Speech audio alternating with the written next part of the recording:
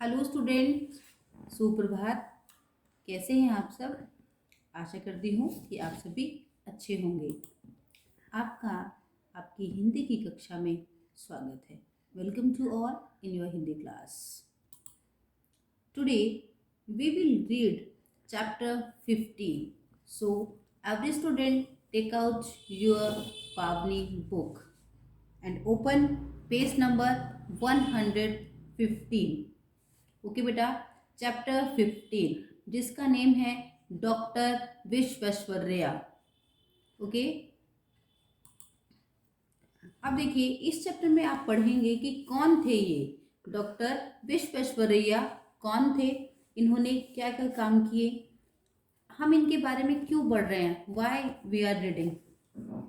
क्योंकि हमें कुछ ऐसी महापुरुषों के बारे में पता चलता है जिनसे हमें प्रेरणा मिलती है, जो हमारे लिए प्रेरणा का स्रोत होते हैं। तो उसी में से एक हैं डॉक्टर विश्वेश्वरैया।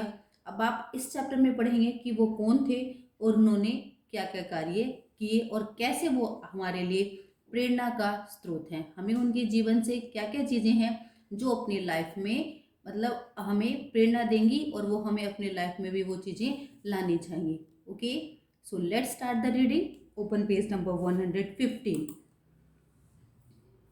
ओके बेटा, लेट्स स्टार्ट। आज हम अपने आसपास रेल लाइनें, सड़कें, पुल, इमारतें, बांध आदि बनते देखते हैं।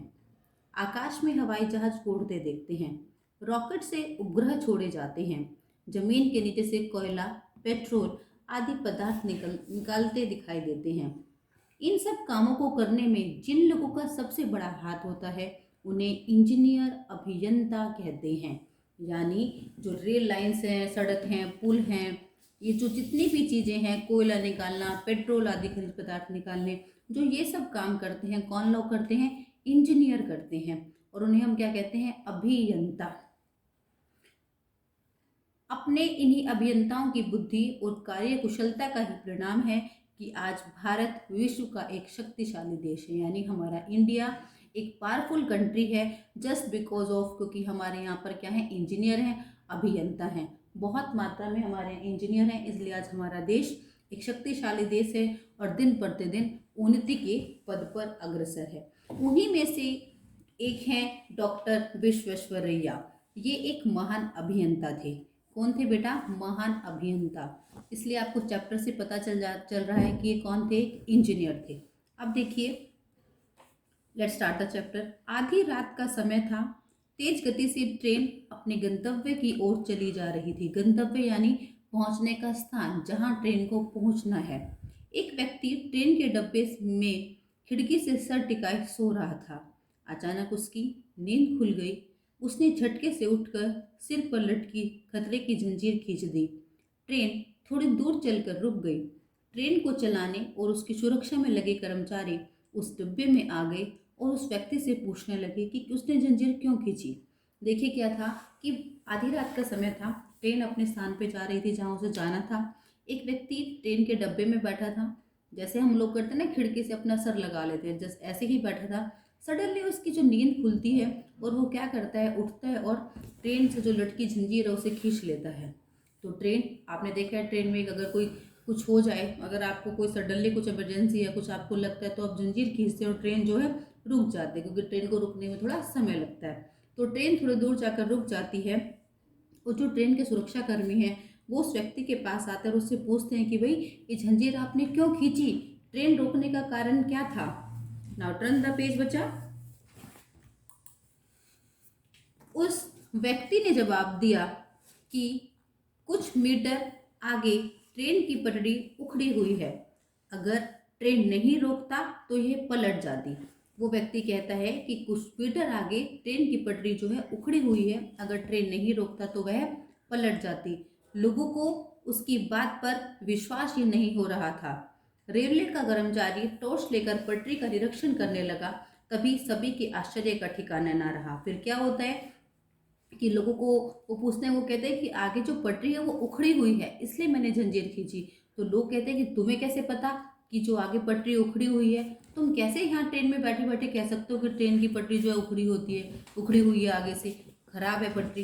तो ट्रेन का जो कर्मचारी है वो उतरता है और टॉर्च लेकर जाता है पटरी चेक करने, तो वो देखता है कि वास्तव में ही जो ट्रेन की पटरी है वो टूटी हुई है, उसके नट बोल्ट बिखरे पड़े हैं और पटरी के जोड़ खुले हैं। अगर वो ट्रेन की चेन ना खींचता, सॉरी वो जंजीर ना खींचता, तो कोई ना कोई भयंकर एक्सीडेंट हो जाता, दुर्घटना हो जाती। लोगों के पूछने पर उस व्यक्ति ने बताया कि वह सोते समय, जब लोगों ने पूछा कि तुम्हें कैसे पता चला, तब वो कहते हैं कि सोते समय जब मैं सो रहा था तो मैं ट्रेन और पटरी की आवाज़ सुन रहा था। ले अचानक आवाज़ में आए परिवर्तन से मैं समझ गया कि आगे पटरी टूटी है। यानी वो आदमी जब सो रहा था तो ट्रेन और पटरी की आवाज़ सुन रहा था, लेकिन जैसे उसे लगा कि अब आवाज़ में कोई परिवर्तन है तो उसे समझ में आ गया कि आगे पटरी टूटी हुई है। देखिए वो कितना इंटेलिजेंट था और कितना उसे पूर्व अनुमान हो गया था कि कोई ना कोई भयंकर दुर्घटना होने वाली है। तो आप समझ सकते हैं उसकी इसी चीज़ से ही कि वो कितने इंटेलिजेंट थे कि वो साउंड से उन्होंने अंदाज़ा लगा लिया कि ये पटरी जो है आगे टूटी हुई है। कितने वो ऑब्जर्व थे कि उसने किन्होंने इतना अच्छा ऑब्जर्व किया। अब देखिए ट्रेन दुर्घटना रोकने वाले इस व्यक्ति का नाम था इंजीनियर डॉक्टर मोक्षगुंडम विश्वेश्वरैया। ये भारत के ही नहीं बल्कि पूरे वर्ल्ड के, संसार के एक महान इंजीनियर थे। ये एक कुशल राजनेता और प्रशासक भी थे। ठीक है, ये एक इंजीनियर थे लेकिन इसके साथ साथ ये क्या थे, एक राजनेता थे। और इनका पूरा नाम क्या था, डॉक्टर मोक्षगुंडम विश्वेश्वरैया। अब आप देखेंगे कि इनका नाम ये क्यों पड़ा। अब हम पढ़ेंगे इनके बारे में कि इनका जन्म कहाँ हुआ, इनके पिता का नाम क्या था और ये कौन थे। डॉक्टर विश्वेश्वरैया का जन्म मैसूर राज्य के एक गांव में 15 सितंबर 1861 में हुआ। उनका परिवार मोक्षगुंडम नामक स्थान से आया था, इसलिए उनका नाम मोक्षगुंडम विश्वेश्वरैया पड़ा। उनके पिता श्रीनिवास शास्त्री संस्कृत के विद्वान और आयुर्वेदिक चिकित्सक थे। बचपन में ही इनके पिता का देहांत हो गया। उनकी माता ने ही बड़े धैर्य और साहस के साथ उनका पालन पोषण किया और पढ़ाया लिखाया। देखिए उनका जन्म कहाँ हुआ, मैसूर राज्य के एक गांव में हुआ। कब हुआ, 15 सितंबर 1861। उनका परिवार जो था मोक्षगुंडम नामक गांव से आया था, इसलिए उनके नाम के सामने ये जुड़ने लगा। उनके पिता का नाम श्रीनिवास शास्त्री था और वो क्या थे, संस्कृत के विद्वान और आयुर्वेदिक चिकित्सक थे। उनके पिता की डेथ हो गई थी, ठीक है, बचपन में ही, जब वो छोटे थे तभी। तो उनकी जो माता थी उन्होंने ही उनका पालन पोषण किया, बड़े ही मतलब धैर्य के साथ उनकी माता ने उन्हें पढ़ाया लिखाया और उनका पालन पोषण किया। क्लियर बेटा। जो ये क्वेश्चन आंसर आते हैं तो read the chapter very carefully. Mid of the chapter भी आपके एग्जाम में पूछे जा सकते हैं, तो so please it is my humble request to all of the student, please read the chapter very carefully. Got it my point. उनकी अब देखिए उन्होंने शिक्षा कैसे प्राप्त की। उनकी प्रारंभिक शिक्षा उनके गांव के ही एक प्राइमरी स्कूल में हुई। बचपन से ही पढ़ने लिखने में उनकी बहुत रुचि थी, उन्हें पुस्तकों से प्रेम था। तत्पश्चात उन्होंने बेंगलोर के सेंट्रल कॉलेज से छात्रवृत्ति लेकर पढ़ाई की। धन के अभाव में वे विद्यार्थियों को पढ़ाकर अपना काम चलाते थे। पूना के इंजीनियरिंग कॉलेज से उन्होंने इंजीनियरिंग की परीक्षा पास की और बम्बई यानी मुंबई यूनिवर्सिटी में प्रथम स्थान प्राप्त किया। उनकी जो प्रारंभिक शिक्षा थी वो प्राइमरी स्कूल से हुई गई गांव के, और उनका पढ़ाई लिखा में बहुत ही इंटरेस्ट था और पुस्तकों से उन्हें प्रेम था। उन्होंने बेंगलुरु के सेंट्रल कॉलेज से छात्रवृत्ति ली। पैसों की कमी थी उनके पास, इसलिए वो ट्यूशन पढ़ाते थे, विद्यार्थियों को पढ़ाकर अपना काम चलाते थे। पूना के इंजीनियरिंग कॉलेज से उन्होंने इंजीनियरिंग की और मुंबई यूनिवर्सिटी में उन्होंने फर्स्ट पोजीशन उन्हें मिली। अब देखिए अब वो पढ़ चुके हैं, यूनिवर्सिटी में टॉप कर चुके हैं। अब देखिए उन्हें क्या कोई जॉब मिलती है, वो कहाँ कहाँ नौकरी करते हैं और वो कैसे हम उन्हें याद कर सकते हैं। उन्होंने मुंबई में सहायक इंजीनियर का पद मिला। कुछ ही वर्षों में वे सुपरिटेंडिंग इंजीनियर बन गए। उन्हीं की देखरेख में सिंधु नदी पर सुक्कुर बांध बनाया गया, यानी वो सबसे पहले मुंबई में एक सहायक इंजीनियर बने और कुछ ही वर्षों में सुपरिटेंडिंग इंजीनियर बन गए और उन्होंने सिंधु नदी पर कौन सा बांध बनाया बेटा, सुक्कुर बांध बनाया। यह देख बड़े बड़े इंजीनियर भी उनकी योग्यता का लोहा मानने लगे। 24 वर्ष तक मुंबई में सरकार की सेवा करने के बाद वे विदेश यात्रा पर चले गए, यानी 24 ईयर्स तक उन्होंने मुंबई में काम किया और सिंधु नदी पर क्या बनवाया बेटा, सुक्कुर बांध बनवाया। अब देखिए वो वापस अपने देश लौट के आते हैं। टर्न द पेज बेटा। देश लौटने पर हैदराबाद के निजाम ने उन्हें अपने राज्य का प्रमुख इंजीनियर बना दिया। उन दिनों हैदराबाद में बाढ़ की बड़ी समस्या थी। डॉक्टर विश्वेश्वरैया ने बाढ़ों को रोकने के लिए राज्य भर में जगह जगह बांध बनवाए। यानी जब वो विदेश से देश में लौटे तो हैदराबाद के जो निजाम थे उन्होंने क्या बना दिया, उन्हें राज्य का प्रमुख इंजीनियर बना दिया। और हैदराबाद में उन दिनों बेटा क्या थी, बाढ़ थी, बहुत ज़्यादा पानी आता था। तो उन्होंने बाढ़ को रोकने के लिए क्या किया बेटा, जगह जगह पर बांध बनवाए। तभी मैसूर के महाराज की दृष्टि इस सुयोग्य इंजीनियर पर आई। यानी जो मैसूर के महाराज उन्होंने देखा कि वाह कितना इंटेलिजेंट इंजीनियर है, क्यों ना उसे अपने राज्य में शामिल कर लिया जाए। और उन्होंने डॉक्टर विश्वेश्वरैया को अपने राज्य में बुलाया और उन्हें इंजीनियर बनाया और साथ साथ उन्हें दीवान का पद भी सौंप दिया। अब आप ये देख सकते हैं कि वो इंजीनियर भी थे, वो स्टडी में भी बहुत अच्छे थे और उन्होंने देखो कितने सारे काम किए। सिंधु नदी पर सुक्कुर बांध बनवाया और जो हैदराबाद में बाढ़ आई थी उसे रोकने के लिए भी जगह जगह बांध बनवाया। यानी वो कितने इंटेलिजेंट थे।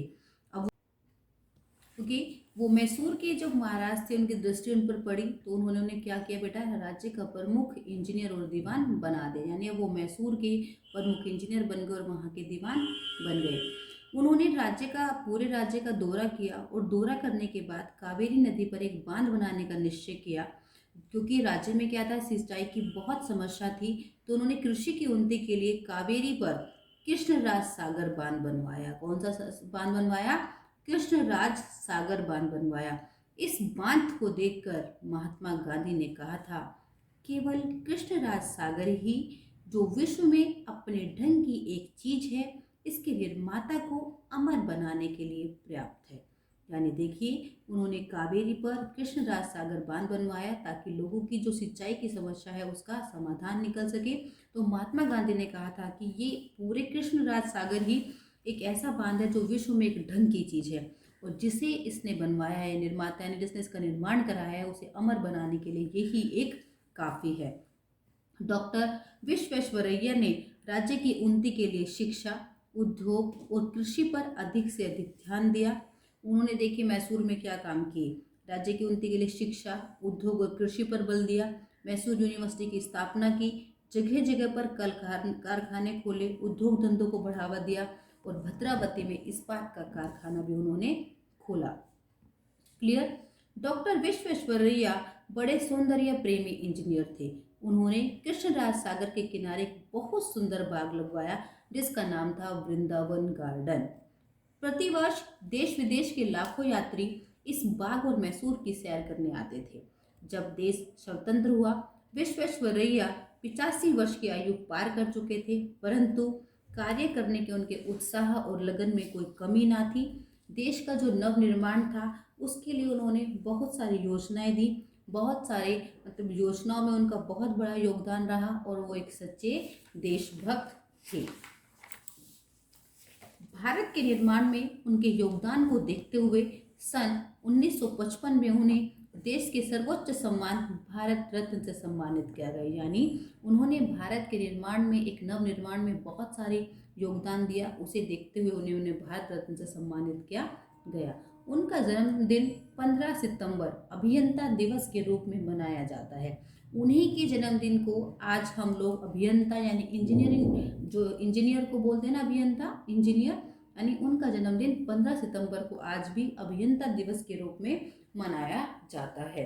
सन 1961 में जब देश में उनकी 100वीं वर्षगांठ मनाई गई तो सरकार ने उनके नाम का डाक टिकट जारी किया। जब उनका 100वीं वर्षगांठ मनाई गई तो उनके नाम से एक डाक टिकट जारी हुआ बेटा, और विदेशों में भी उन्होंने बहुत ही सम्मान मिला और अनेक उपाधियां प्रदान की गई। 14 अप्रैल 1962 को इस महान इंजीनियर का स्वर्गवास हो गया, यानी उनकी डेथ हो गई 14 अप्रैल 1962 को। उनका कर्ममय जीवन सदा हमारे लिए प्रेरणा का स्रोत रहेगा। कर्ममय यानी कर्म से युक्त, यानी जो उन्होंने काम किए हैं उनका जीवन हमारे लिए हमेशा हमें एक प्रेरणा देता रहेगा। तो देखिए बेटा, इससे आपको पता चलता है कि संघर्ष ही हमारा जीवन है और हमें क्या करना चाहिए, संघर्षों से कभी हार नहीं माननी चाहिए। हमें साहस के साथ आगे बढ़ते रहना चाहिए और अपने रास्ता हमें स्वयं बनाना चाहिए। और जो भी कार्य हमें दिया जाए उसे पूरी निष्ठा और लगन के साथ करना चाहिए और हमेशा अपने जीवन में उत्साह बनाए रखना चाहिए। क्लियर? तो जो आपने चैप्टर पढ़ा है, इनके बारे में पढ़ा है, इनकी जो जीवन से हमें जो प्रेरणा मिली है, हर एक चैप्टर से हमें कुछ ना कुछ प्रेरणा मिलती है, हमें उसे अपनी लाइफ में अपनाना चाहिए। Got it my point? तो हमें हमेशा संघर्ष करना चाहिए, यानी हमेशा मेहनत करते रहना चाहिए। ओके बेटा, thank you so much. I will meet you in the next class.